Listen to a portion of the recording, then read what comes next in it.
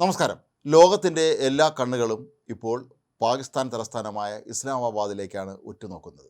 അവിടെയാണ് ഇറാന് നേർക്ക് അമേരിക്കയും ഇസ്രായേലും നടത്തുന്ന യുദ്ധം അവസാനിപ്പിക്കുന്നതുമായി ബന്ധപ്പെട്ട അല്ലെങ്കിൽ സമാധാന കരാർ നിലവിൽ വരുന്നതുമായി ബന്ധപ്പെട്ട ചർച്ചകൾ നടക്കുന്നത്.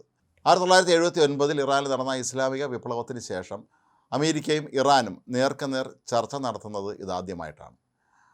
ഈ മാസം 8-ാം തീയതിയാണ് അമേരിക്ക 2 ആഴ്ചത്തെ വെടിനിർത്തൽ കരാർ പ്രഖ്യാപിച്ചിരിക്കുന്നത്. ഇത് ഏറെ പ്രതീക്ഷയാണ് ലോകത്തിന് നൽകുന്നത്.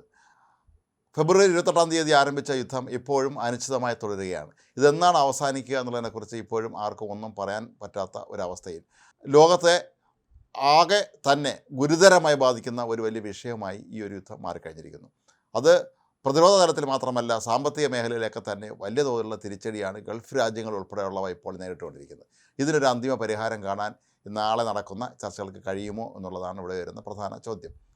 ഇറാനെ പ്രതികരിച്ച് അവിടുത്തെ വിദേശകാര്യമന്ത്രി അബ്ബാസ് അഗരാച്ചി ഈ യോഗത്തിൽ ഈ സംഭാഷണങ്ങൾ പങ്കെടുക്കാനെത്തുന്നുണ്ട്. അമേരിക്കയെ പ്രതികരിച്ച് അമേരിക്കയുടെ വൈസ് പ്രസിഡന്റ് JD വാൻസാണ് നേരിട്ട് എത്തുന്നത്. ഈ 2 പ്രധാനപ്പെട്ട നേതാക്കന്മാരും തമ്മിൽ നടക്കുന്ന സംഭാഷണങ്ങൾ എങ്ങനെയെങ്കിലും ഒരു ഒത്തുതീർപ്പിലെത്തിക്കാൻ കഴിയുമോ എന്നാണ് എല്ലാവരും ഉറ്റുനോക്കുന്നത്. ചർച്ചകൾ പാകിസ്ഥാനിലാണ് നടക്കുന്നത് എങ്കിലും ഇതുമായി ബന്ധപ്പെട്ട എല്ലാ ക്രമീകരണങ്ങളും ചെയ്തത് ചൈനയാണ് എന്നാണ് പറയപ്പെടുന്നത്. കാരണം പാകിസ്ഥാൻ എല്ലായ്പ്പോഴും സംഭവിക്കുന്നത് പോലെ പല അവകാശവാദങ്ങൾ ഉന്നയിച്ചിട്ടുണ്ട്. തങ്ങളാണ് ഈ യുദ്ധം അവസാനിപ്പിക്കുന്നതിനെ മുൻകൈ എടുത്തതെന്നൊക്കെ അവർ പറയുന്നുണ്ട് എങ്കിൽ പോലും ചൈനയുടെ ഇടപെടൽ ഒന്നുകൊണ്ട് മാത്രമാണ് ഇറാനും അമേരിക്കയും ഇതിന് തയ്യാറായിട്ടുള്ളത് എന്നാണ് പറയപ്പെടുന്നത്. പാകിസ്ഥാൻ്റെ തലസ്ഥാനമായ ഇസ്ലാമാബാദിൽ മുമ്പെങ്ങും കണ്ടില്ലാത്ത തരത്തിലുള്ള അസാമാന്യമായ സൈനിക സുരക്ഷാ സംവിധാനങ്ങളാണ് ഏർപ്പെടുത്തിയിട്ടുള്ളത്. ഏതാണ്ട് ഒരു ലോക്ക്ഡൗൺ പോലെയാണ് ഇപ്പോൾ ഇസ്ലാമാബാദിൻ്റെ അവസ്ഥ എന്നാണ് പറയപ്പെടുന്നത്. അവിടെ പൊതു അവധിയാണ് ഇപ്പോൾ പ്രഖ്യാപിച്ചിരിക്കുന്നത്. അത്ര സുരക്ഷ ഒരുക്കിയാണ്. അതായത് ഇന്നലെ ഇന്നും അവിടെ പൊതു അവധിയാണ്. നാളെയുമൊക്കെ തന്നെ തലസ്ഥാന നഗരമായ ഇസ്ലാമാബാദിൽ ആളുകൾക്ക് നേരെ പുറത്തിറങ്ങാൻ പോലും കഴിയാൻ പറ്റുമോ എന്നുള്ള അവസ്ഥയിലേക്ക് നീങ്ങിക്കൊണ്ടിരിക്കുകയാണ് കാര്യങ്ങൾ. ഇറാൻ സംഘത്തിന് അകമ്പടി സേവിക്കാൻ പാകിസ്ഥാൻ തന്നെ 2 പ്രധാനപ്പെട്ട F-15 ഇനത്തിൽപ്പെട്ട യുദ്ധവിമാനങ്ങൾ നിയോഗിച്ചിട്ടുണ്ട്. അതുപോലെ അമേരിക്കൻ വൈസ് പ്രസിഡന്റ് വരുന്നു എന്നുള്ളതും വളരെ പ്രധാനപ്പെട്ട കാര്യം. പക്ഷേ ഇവരെല്ലാവരും എത്തുന്നത് ഒരു യുദ്ധസമയത്താണ് എന്നുള്ളൊരു പ്രത്യേകതയുണ്ട്. ഇവിടെ പ്രധാനമായും ഇപ്പോൾ പലരും സംശയം ഉന്നയിക്കുന്നത് ഈ ഒത്തുതീർപ്പ് ചർച്ചകളൊക്കെ തന്നെ ഇസ്രായേൽ അംഗീകരിക്കുമോ എന്നുള്ളതാണ്. ഈ ചർച്ചകൾ നടക്കുന്ന സമയത്തും ഇസ്രായേൽ നിരന്തരമായി ലെബനനിലും മറ്റും നടത്തുന്ന ആക്രമണങ്ങൾ വലിയ തോതിലുള്ള ഭീഷണി ഉയർത്തുന്നുണ്ട്.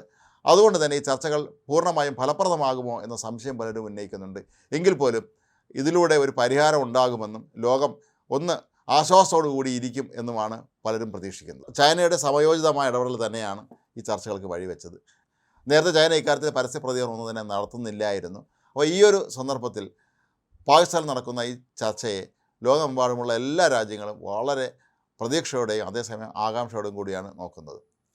അമേരിക്കയും ഇറാനും തമ്മിൽ നടക്കുന്ന ഈ ചർച്ചയ്ക്ക് അയൺ എസ്കോട്ട് എന്നറിയപ്പെടുന്ന അത്ര സുരക്ഷാ സംവിധാനങ്ങളാണ് പാകിസ്ഥാൻ ഇപ്പോൾ അവിടെ ഒരുക്കിയിരിക്കുന്നത്. കാരണം ഈ ചർച്ചയ്ക്ക് എത്തുന്നവരിൽ ആർക്കെങ്കിലും എന്തെങ്കിലും ഒന്ന് സംഭവിച്ചാൽ അതിൻ്റെ പൂർണ്ണമായ ഉത്തരവാദിത്വം പാകിസ്ഥാൻ്റെ തലയിലായിരിക്കും എന്നവർക്കറിയാം. മാത്രമല്ല, പാകിസ്ഥാനെ പോലെയുള്ള അസ്ഥിരമായ മികച്ച പ്രതിരോധ സംവിധാനങ്ങളൊന്നുമില്ലാത്ത ഒരു രാജ്യത്തെ സംബന്ധിച്ചിടത്തോളം ഇത്രയും പ്രധാനപ്പെട്ട ഒരു ചർച്ച നടത്താൻ അവർ അരങ്ങൊരുക്കുമ്പോൾ അതിൽ സംഭവിക്കുന്ന നിസ്സാര പിഴവ് പോലും പാകിസ്ഥാന് വലിയ തോതിലുള്ള തിരിച്ചടിയായി മാറും എന്നവർക്ക് നന്നായിട്ട് അറിയാം. മാത്രവുമല്ല, ഒരുപക്ഷെ ചൈനയും ഈ കാര്യത്തിൽ പാകിസ്ഥാനെ സഹായിക്കുന്നുണ്ട് എന്ന് തന്നെ വേണം കരുതാൻ.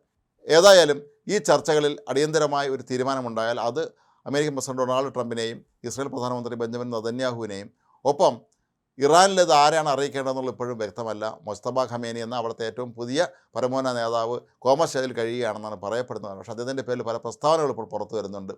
എങ്കിൽ പോലും ഒരുപക്ഷെ അവിടുത്തെ പ്രസിഡന്റ് പെഷസ്കിയാൻ തന്നെയായിരിക്കാം ഇതിനൊരു ഉത്തരം നൽകുക. ചർച്ചകൾക്ക് മുന്നോടിയായി ഇറാൻ ഏതാണ്ട് 10ഓളം വ്യവസ്ഥകൾ മുന്നോട്ട് വെച്ചിട്ടുണ്ട്. ഈ വ്യവസ്ഥകളിൽ പലതും അംഗീകരിക്കാൻ കഴിയുമോ എന്നുള്ളത് സംശയിച്ചിരുന്നെങ്കിൽ പോലും ട്രംപ് ഏതാണ്ട് അതെല്ലാം അംഗീകരിക്കാൻ ഇപ്പോൾ തയ്യാറാണെന്നുള്ള മട്ടിലേക്ക് എത്തിയിരിക്കുന്നു. പക്ഷേ ഇസ്രായേൽ ഇതെല്ലാം അംഗീകരിക്കുമോ എന്നുള്ള ചോദ്യം വരുന്നു.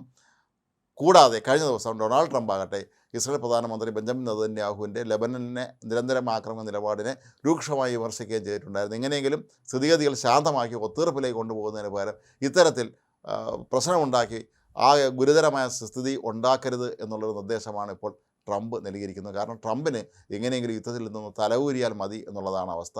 അതുകൊണ്ട് തന്നെ ഈ ചർച്ച ആഗോളതലത്തിൽ ഏറെ ശ്രദ്ധേയമായി മാറുകയാണ്. അമേരിക്കയും ഇറാനും തമ്മിൽ 1979 ശേഷം നേരിട്ട് നടത്തുന്ന അവിടുത്തെ ഏറ്റവും ഉന്നതതല പ്രതിനിധി സംഘം നേരിട്ട് നടത്തുന്ന ചർച്ച എന്നുള്ള നിലയിലും ഇതിന് വളരെ പ്രാധാന്യമുണ്ട്. പക്ഷേ അപ്പോഴും അവിടെ നമ്മൾ ശ്രദ്ധിക്കേണ്ട കാര്യം ഇത് പാകിസ്ഥാനല്ല, ചൈനയാണ് ഇതിൻ്റെ എല്ലാ കാര്യങ്ങളും ഓർഗനൈസ് ചെയ്യുന്നത്, അല്ലെങ്കിൽ ഇതിൻ്റെ മികച്ച സംഘാടകരായി മാറിയിരിക്കുന്നത് ചൈന തന്നെയാണ്. ഏതായാലും ഇസ്ലാമാബാദിൽ നിന്ന് നമുക്ക് നല്ലൊരു വാർത്ത തന്നെ കേൾക്കാം എന്നാണ് പൊതുവെ എല്ലാവരും കരുതുന്നത്. അമേരിക്കയെ സംബന്ധിച്ചിടത്തോളം ഇറാനെ സംബന്ധിച്ചിടത്തോളം ഒക്കെ തന്നെ ഇതിനെങ്ങനെയെങ്കിലും ഒരു ഒത്തീർപ്പ് ആകേണ്ട സമയമായിരിക്കുന്നു. പക്ഷേ ഇസ്രായേൽ ഇനിയും എങ്ങനെയാണ് ഇതിനോട് പ്രതികരിക്കുക എന്നുള്ളൊരു പ്രശ്നം അവിടെ അവശേഷിക്കുമ്പോഴും ഇപ്പോഴുള്ള 2 ആഴ്ച താൽക്കാലിക വെടി നിർത്തലിന് ഇസ്രായേൽ സമ്മതിച്ചത് നല്ല ഒരു സൂചനയായിട്ട് തന്നെയാണ് എല്ലാവരും കാണുന്നത്.